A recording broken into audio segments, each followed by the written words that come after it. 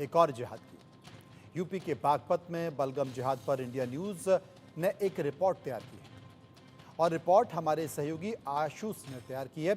आयुष उस टीबी अस्पताल पहुंचे जहां पर आरोप लगा है कि वहां के डिप्टी सीएमओ यशवीर सिंह और उनके परिवार को खाने में टीबी का बैक्टीरिया देकर मारने की साजिश रची गई। आरोप ये भी है कि साजिश उनके विभाग के काम करने वाले मुशीर अहमद और जब्बार खान ने रची। बताया गया कि टीबी हॉस्पिटल के कर्मचारी मुशीर अहमद और जब्बार खान ड्यूटी पर आए दिन गैर हाजिर रहते थे। इस पर जब डिप्टी सीएमओ यशवीर सिंह ने उन्हें नोटिस दिया तो दोनों ने मरीजों के थूक और बलगम के टीबी के बैक्टीरिया निकालकर यशवीर सिंह के पूरे परिवार को मारने की साजिश रची। क्योंकि जब्बार खान और मुशीर अहमद वहां लैब टेक्नीशियन थे, इसलिए उन्हें पता था कि बलगम से बैक्टीरिया कैसे निकाला जाता है, कैसे बैक्टीरिया को स्टोर किया जाता है। लेकिन उनकी बातचीत लीक हो गई और पूरी साजिश सामने आ गई। अब पुलिस ने मामला दर्ज कर जांच तेज कर दी है। हमारे सहयोगी आयुष की यह रिपोर्ट देखिए। हमारे भारत देश में डॉक्टर्स का एक अलग महत्व है। डॉक्टर्स को सम्मान की नज़र से देखा जाता है, डॉक्टर को भगवान का दूसरा रूप कहा जाता है और यहाँ तक ये बात कह दी जाती है कि जब इंसान का हर जगह से भरोसा उठ जाए उसके बाद भी सिर्फ एक डॉक्टर होता है जो इंसान को मौत के मुंह से बाहर खींच कर ले आता है। लेकिन जब डॉक्टर स्टाफ में ही ऐसी घटनाएं होने लगे तो हो सकता है कि इंसान का अब अस्पतालों से भी भरोसा उठना शुरू हो जाए। ऐसी एक घटना उत्तर प्रदेश के बागपत जिले से सामने आई है, जहां पर अस्पताल के 2 कर्मचारियों ने अस्पताल के ही डिप्टी सीएमओ को एक ऐसे तरीके से मारने की साजिश रची कि किसी को भी इस चीज की भनक ना लगे। उन्होंने क्या किया है, पूरा मामला आपको सिलसिलेवार तरीके से बताते हैं। इस वक्त उसी अस्पताल में हम मौजूद हैं। ये वो टीबी वार्ड है। अपने वीडियो जर्नलिस्ट से कहूंगा एक बार उस दीवार पर दिखाएं इस चीज के लिए कि देखिए टीबी की दवाइयां और बलगम की जांच यहां पर की जाती है। ये हम इसीलिए दिखा रहे हैं क्योंकि ये टीबी और ये टीबी का बलगम आने वाले ही इस रिपोर्ट में अपने आप में कैसे एक बड़ी भूमिका निभाएगा वो साफ और स्पष्ट यहां पर आपको नजर आने वाला है। देखिए, बागपत का जिला अस्पताल है, बहुत बड़ा अस्पताल है, यहां पर अलग अलग बीमारियों की जांच होती है। ये टीबी वार्ड है जिसके अंदर हम मौजूद हैं और यहां के 2 कर्मचारी एक ऐसी साजिश रचते हैं अपने ही सीएमओ के खिलाफ, और सिर्फ सीएमओ नहीं बल्कि उनके पूरे परिवार के खिलाफ कि किसी को इस पूरी साजिश की भनक ना लगे। वो लोग क्या करते हैं, एक 4th क्लास एम्प्लॉय के पास जाते हैं जो डॉक्टर का खाना लाने की जिम्मेदार था। उसको कहते हैं कि डॉक्टर के खाने में आप हाई ग्रेड टीबी मरीज का बलगम मिलाएं और इसके अलावा और रासायनिक चीजें मिलाएं, जिससे डॉक्टर एकाएक धीरे धीरे बीमार पड़ने लगे, उनको हुई बीमारी उनके परिवार तक भी फैले और अगर वक्त पर किसी को इलाज नहीं मिल पाया तो दुर्भाग्यपूर्ण उनकी मृत्यु भी हो जाए। यही वो कमरा है। देखिए, जब्बार खान, इस आदमी का नाम जरा गौर से देखिए और समझिए कि टीबी एचआईवी कोऑर्डिनेटर, इस व्यक्ति पर जिम्मेदारी थी कि जो टीबी मरीज यहां पर आते हैं उनके जो सैंपल का बलगम होता है उसकी जांच की जाए। लेकिन ये व्यक्ति क्या करता है, उस जांच के लिए आए सैंपल में से बलगम निकालकर एक व्यक्ति को देता है और डॉक्टर के खाने में मिलाने का दबाव उसके ऊपर बनाता है ताकि डॉक्टर के शरीर में किसी तरीके से टीबी का ये बैक्टीरिया पहुंच सके, डॉक्टर के परिवार तक ये बैक्टीरिया पहुंच सके और उसके बाद पूरा परिवार ही इस गंभीर बीमारी से ग्रसित हो जाए। और इसके लिए वो कोई आम बैक्टीरिया नहीं चुनता, एक ऐसा TB MDR, multi drug resistance, यानी जिस पर दवाइयों का असर होना भी लगभग बंद हो जाता है, ऐसे टीबी के वायरस को वो चुनता है, ऐसे रासायनिक पदार्थ को वो चुनता है ताकि डॉक्टर पर एक ऐसा हमला कर सके जिससे जो वार है वो एकदम सटीक हो। लेकिन इसमें वो अकेला नहीं होता, एक व्यक्ति और उसके साथ इस पूरी साजिश में शामिल होता है और उस व्यक्ति का नाम है मुशीर अहमद।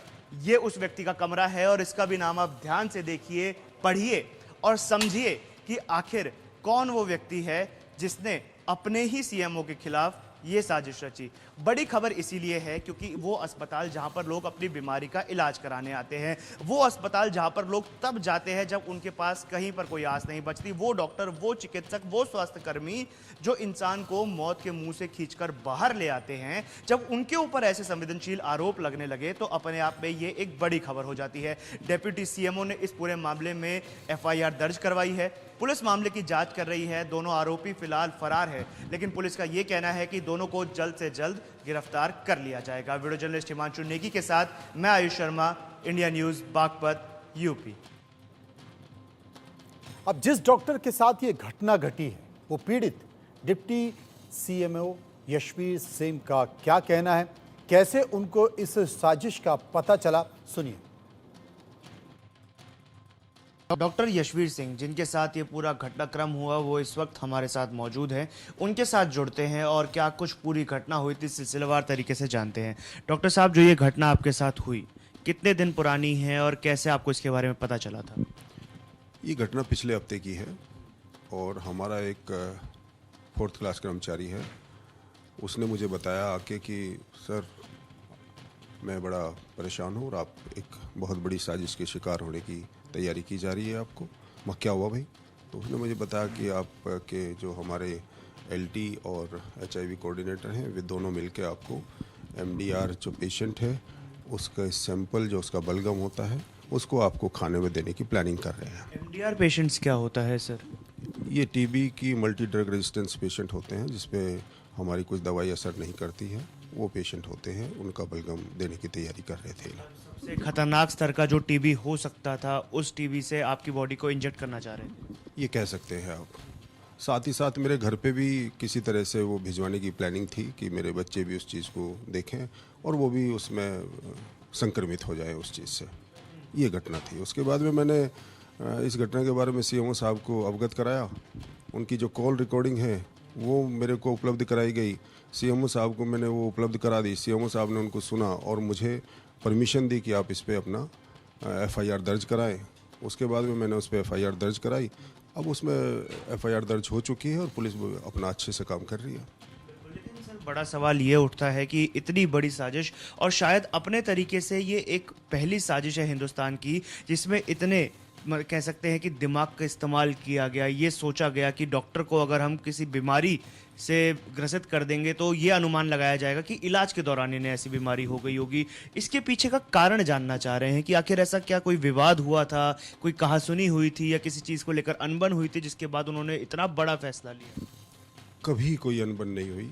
इनमें से एक हमारा जो LT है उस LT से तो मेरी कभी कोई बात ही नहीं हुई किसी भी तरीके से कि भाई वो मुझे मैं उससे कोई बात हो जाए।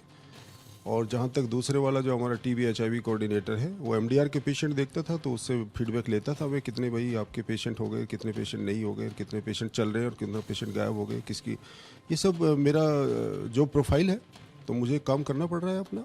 और उसी काम की वजह से आज मेरी TB में स्टेट में बहुत अच्छी रैंक है और मैं बहुत बढ़िया से TB का कार्यक्रम रन कर रहा हूँ बागपत में। और माननीय प्रधानमंत्री जी का जो गोल है कि 2025 तक हमें TB खत्म करनी है, उस पर हम काम कर रहे हैं। इतनी बड़ी साजिश आपके खिलाफ, क्योंकि आप बता रहे हैं कि आपने काफ़ी अच्छा काम किया, जानते हुए ज़िले में अगर हम आपका काम देखें आपका काम भी बहुत बेहतरीन रहा है, लेकिन इसके बाद आपके ही स्टाफ के कुछ लोग होते हैं जो सिर्फ आपके ही नहीं बल्कि पूरे परिवार के खिलाफ साजिश करते हैं। इस बारे में मैं बिल्कुल भी मैं खुद बहुत ही सरप्राइज्ड हूँ कि ऐसा क्यों हुआ है। मैं इसको खुद बहुत कोशिश कर रहा हूँ कि इस चीज़ का मुझे भी पता लगे कि इस तरह से ये ऐसा आखिर हुआ क्यों है। अच्छा सर, ये तो वो मामला था जो आपके संज्ञान में आ गया और भगवान की दया से आपको पता चल गया कि ऐसी साजिश आपके खिलाफ हो रही है, लेकिन क्या ऐसी भी कोई आशंका है कि इससे पहले भी इन्होंने कुछ ऐसा करने की कोशिश की हो जो आपको पता ना चला?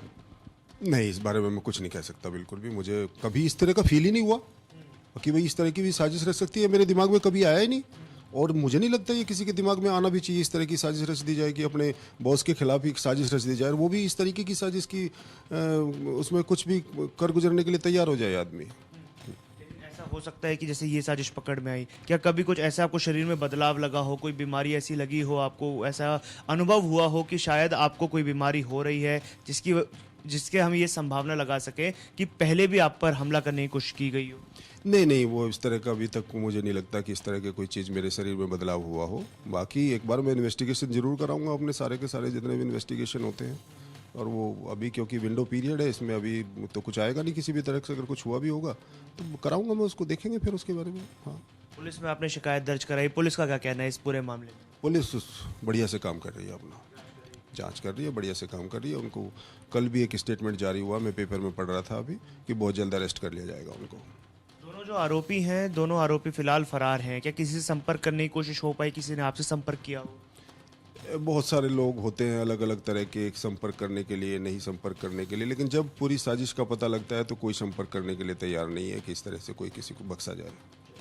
डॉक्टर यशवीर सिंह हमारे साथ मौजूद थे, डिप्टी सीएमओ, जिनके खिलाफ ये पूरी साजिश हुई है। जिस प्रकार से टीबी उनके खाने में मिलाकर उनको देने की कोशिश की गई एक टीबी पेशेंट के बलगम के द्वारा, ये साजिश सिर्फ उनके ही नहीं बल्कि पूरे परिवार के खिलाफ है। इतनी गंभीर बीमारी से उनकी हत्या करने की कोशिश स्टाफ के ही 2 लोगों के द्वारा की गई। शायद भारत में ये पहला मामला होगा जिसमें इस प्रकार से जैविक तरीके से एक डॉक्टर को मारने की कोशिश की गई। वीडियो जर्नलिस्ट हिमांशु नेगी के साथ मैं Ayush Sharma, India news, Baghpat, UP.